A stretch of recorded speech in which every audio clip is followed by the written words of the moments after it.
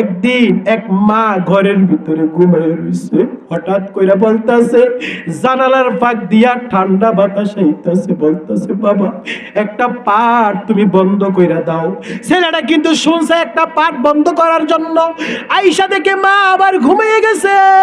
ছেলেটা একটা দরজার সামনে জানালার সামনে দাঁড়িয়ে বলতাছে, এই পাটটা যদি বাড়ি দেই আমার মায়ের যদি কষ্ট হয়, ওই পাটটা যদি বাড়ি দেই মায়ের যদি কষ্ট হয়, আমি আল্লাহর কাছে কি জবাব দিব? আবার আমার মা ঘুমিয়ে রইছে, মাকে আমরা কেমনে জাগাইবো? এ যুবক ভাইয়েরা রে, বৃদ্ধ বাবার কেমন আদব! সারা রাত্র এরকম করতে করতে আর দরজার পাট একটু বাড়ি দেওয়া হয় না। সুবহানাল্লাহ কন্যা ভাইয়ের আমার, দরজার পাট একটু বাড়ি দেওয়া হয় না। তখন ওই যুবক দাঁড়িয়ে রয়েছে, ছোট্ট মানুষ, মা ঘুম থেকে উঠে দেখে তার সন্তান এখানে দাঁড়িয়ে রয়েছে। মা জিজ্ঞাসা করতেছে, বাবা তুমি কি রাত্র ঘুমাও না?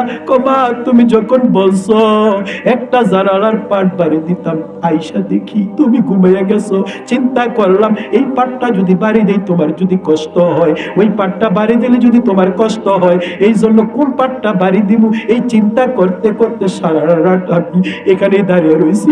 মা খুশি হইয়া সন্তানকে ডেকে ডেকে বলে, বাবা ও বাবা যাও যাও তুমি ঘুমাও। মা যায় নামাজ বিছাইয়া ফজরের 2 রাকাত সুন্নাত পড়ল, ফজরের 2 রাকাত ফরজ নামাজ পড়ে মা আল্লাহর কাছে দোয়া করে, আল্লাহ তুমি তাকাইয়া দেখো আমার সন্তান আমার কথা শুনছে, তুমি আল্লাহ তার কথা শূন্য।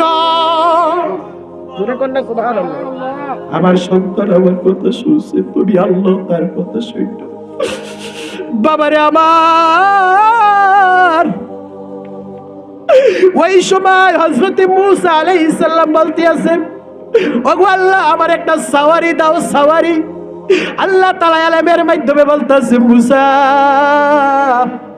আমি কোন তোমার সাওয়ারি দিতে পারবো না। ওই যে নদীর পার একটা বাচ্চা আছে, ওই বাচ্চার কাছে যাও, ওই বাচ্চা তোমার একটা সাওয়ারি দিয়ে দিবে। বলেন সুবহানাল্লাহ। মূসা আলাইহিস সালাম অবাক হয়ে গেল, আমি একজন নবী, আমি আল্লাহর কাছে চাইলাম, আল্লাহ আমার কথা শুনবে না? ওই বাচ্চার কাছে বলতাম, বাচ্চা আমার কথা শুনবে? কয় যাও বাচ্চার কাছে যাও। বাচ্চার কাছে গিয়া বলতেছে, হে বাচ্চা, আল্লাহ পাক বলছে তুমি আমার একটা সাওয়ারি দিতা। এদিক সেদিক তাকাইয়া দেখে কোনো সাওয়ারির ব্যবস্থা নাই। এমন টাইমে একটা আসমানের ভিতরে একটা আংশিক মেঘলা এভাবে কালো হয়ে গেছে। ওই বাচ্চা ডাক দিয়ে বলে, আল্লাহ একটা মেঘের খণ্ডকে জমিনের ভিতরে নামাইয়া দাও। আল্লাহর কুদরতে একটা মেঘের খণ্ড আসছে।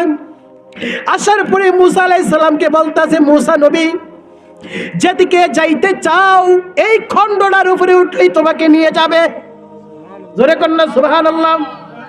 মূসা আলাইহিস সালাম খণ্ডের ভিতরে উঠে বলতাছে, অমুক জায়গায় যাইবো। যাওয়ার পরে ওই জায়গার ভিতরে নাই মা।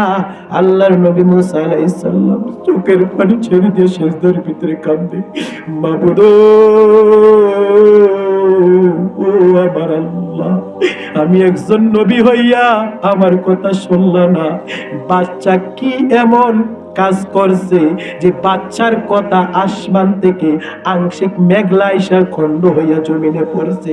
ওই বাচ্চা আবার বলল, মূসা নবী আপনি যেদিকে যেতে চান এই খণ্ড আপনাকে সেদিকে নিয়ে যাবে। এমন কি কাজ করছে বাচ্চা, আমাকে বলে দাও ইলহামের মাধ্যমে। বলেন সুবহানাল্লাহ।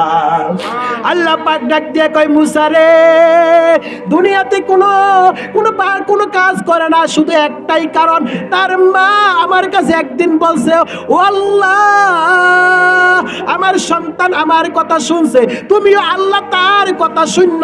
ওই সন্তান যদি আসমানের তারা চাইতো আমি আল্লাহ পাক তা দিয়ে দিতাম। ওই সন্তান যদি আসমানের চন্দ্র সূর্য চাইতো আমি আল্লাহ ওই সন্তানের কথা তা দিয়ে দিতাম। বলেন সুবহানাল্লাহ। তার মায়ের বরকতে, সুবহানাল্লাহ কন্যা, কার মায়ের বরকতে? এই মায়ের বরকতে আজকে আমরা মারে কষ্ট দেই, বাবারে কষ্ট দেই। যুবক রে তোমাদের দুইটা হাতে ধরি পায়ে পড়ি, যাদের মা নাই সে বুঝে মায়ের ব্যথা, যাদের বাবা নাই সে বুঝে বাবার ব্যথা।